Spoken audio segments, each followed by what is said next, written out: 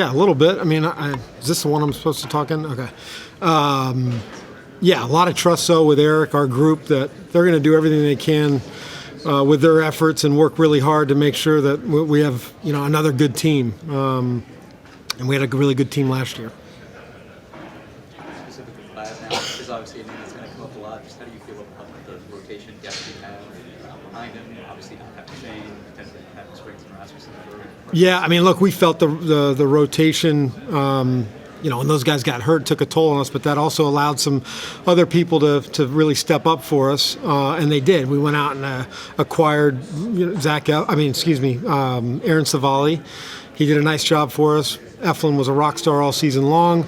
Taj really came on. I think we're going to see a much, I can't say better because he did a pretty good job, but much more comfortable version of Taj round 2.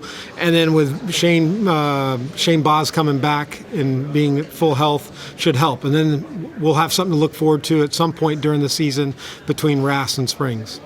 On the bullpen side, not having, with Robert Stevenson now a free agent, who's Diekman, who's Beeks, we've lost a number of pieces. How do you feel bullpen-wise?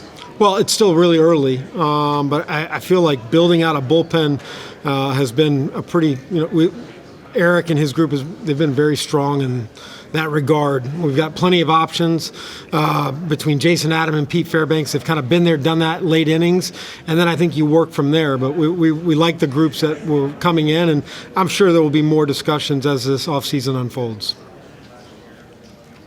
You feel you have any matchups with the Chicago Cubs? Had any discussions with them? Have I had? No. Over what? As far as the team itself, any matchups that you trades? Oh, trades. I'm sorry. I misunderstood. No, I'm the last person to ask in that regard. Totally trust our front office. Eric does a good job of listening to everybody. He's going to continue to listen, and then he'll make those decisions. You mentioned the trust that you have in the front office. I mean, you guys have been competitive for a long time now. You've made 5 in a row. Is that just part of something as you got here you just get more comfortable with, or just realizing they'll figure something out? A little bit, but I also think when I got here, you look at, when a new manager comes in, you and I have talked about this, generally there's something that went really sideways. I was fortunate enough that the structure was really in place. Andrew and Joe had left, but there were a lot of really good people working. The roster, the farm system, were all in good spots, and they've only continued to get better. Catcher would stand out as an area of need since there's just one on the roster, but what did you guys see from Pinto last season once he got the opportunity, and what's your confidence in him? Yeah, look, he did a tremendous job defensively for us. He showed spurts of being a similar offensive player that we saw in Durham. With more at-bats, he's only going to get better. Pitchers really enjoyed throwing to him. They really complimented him, whether it was through me or to Kyle, and that's saying a lot about a young catcher that doesn't have those relationships. So I think Pinto's going to get a lot of reps. That's our thought. A guy like Alex Jackson, he made some really strong impressions, and we'll see where that goes with him. After the year that he had, how can Yandy Diaz get any better as a plate hitter? Does he need to get better? I mean, I wouldn't tell him that, but sign me up if he can go do what he just did again. I mean, he was everything to our lineup. Tone setter, power hitter, get on base. Just watching him day in and day out, it was a really remarkable season. It's the reason why he got some MVP votes. You mentioned Rasmus Springs' rough timetable. I don't have one quite yet. I know that their rehab is going well. Springsy's here, in St. Pete and throwing, and I've seen him a couple times. He seems to be in good spirits. When the mood changes from rehab players, it's a good sign, because when they go down, it takes weeks, months where they're really dragging, and rightfully so. That when you start to see the life come back and the way he's bebopping in the clubhouse and the training right now, it's a good sign for us.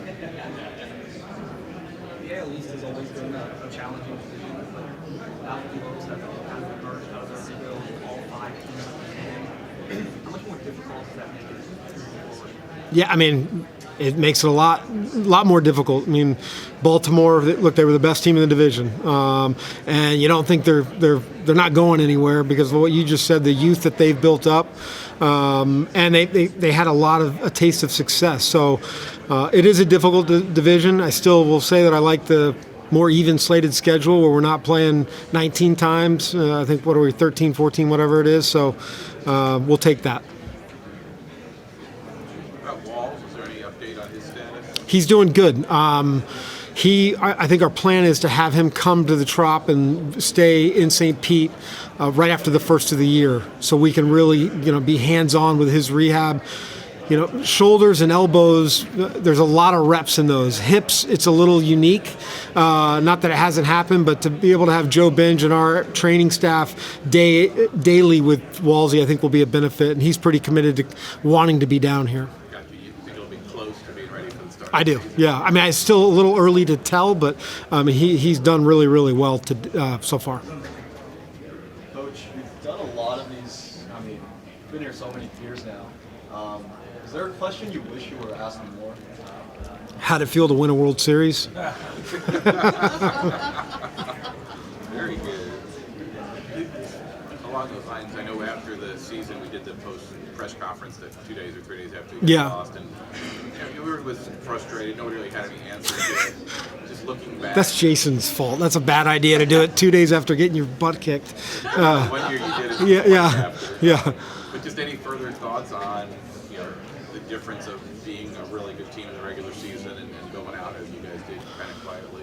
Look, I think it's a very fair question. I don't know if I have different thoughts on it. I mean, I felt like we were the best team in, what was it, 21 in the AL East. Boston put it to us. I don't know what the answer is, but I think if the more times, I do agree, the more times we can get there, good things are going to happen. But in the moment, it is very frustrating. With the question mark about Walls, was having Cabanero and me get that time at the end of the year, does that give you more optimism that if Taylor's not ready and with everything that's going on at the shortstop position, you still feel like you've got adequate enough coverage? Yeah, I think so. And look, they got that time because they earned it. And, it was half they earned it, half we needed them. And anytime a young player can get up and contribute and, go down to that September stretch where every game is magnified, you got to think they're going to be better for it. I met with Curtis shortly after the season. I think he's headed back to Australia now, but that is one, hungry, motivated player. You hope that's kind of infectious throughout all of our young players because Curtis is driven to be really, really good, and he's going to do everything he can. And as far as Junior, I believe he was the first pick in the Dominican draft.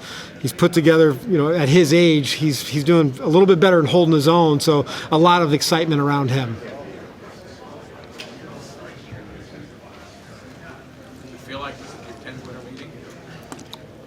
No, it actually doesn't. I enjoy my job, enjoy doing it. Now, if you ask me that in August, you might get a better.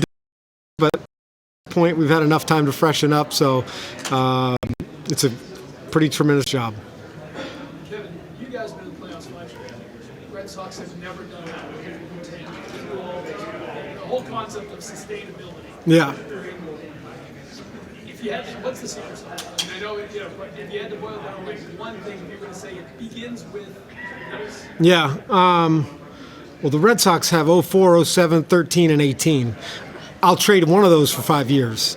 What is the secret sauce? I mean, the simple answer is having good players, but I know it's deeper than that. But it's organizationally, I think you watch our farm system, our teams, they all win. And as much success as we've had at the big league level, you look back, I mean, there are so many first place teams, and I don't know if that's by design. You start the season wanting to win, but all of our players they've been infected by getting greedy and wanting to win a lot of games. Now we just got to get that to transition a little bit more in the postseason.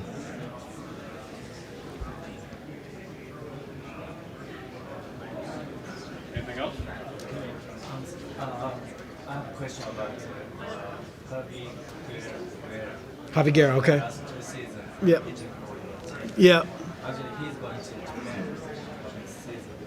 So could you kind of just drive about the team style? What's his strong points? Yeah, I mean, look, with Javi, he contributed over the last 2 years for us. Big power fastball, sinker and four-seamer.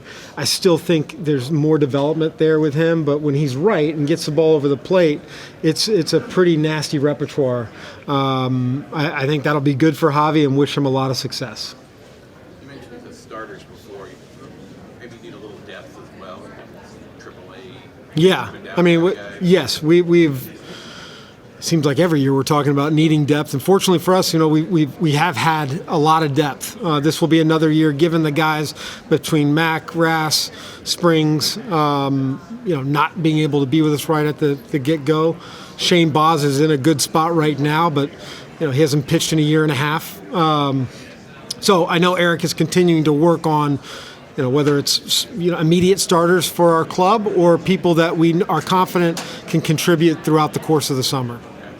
Tyler Alexander, reliever, multi-inning guy. Yeah, look, I think that there's some thought to see what he can do in a little bit of a stretched out role. Look, I know what Kyle does in spring. He's done a lot with many guys. He kind of gets to that 3-inning mark in spring training. You see where the stuff is. If it's staying where it needs to be, you look to tack on another inning. If it's not, then maybe you pull back. But we do like him. He's certainly a guy that we think is going to contribute in many different ways to our club. I don't know where we'd be without Zach Littell. I mean, Rass, 2 years before that, but Zach Littell, what he provided, and to be able to pencil him in as a starter, that his workload, the body of work that he carried, he should be pretty full go. He's a big guy that can handle a good workload.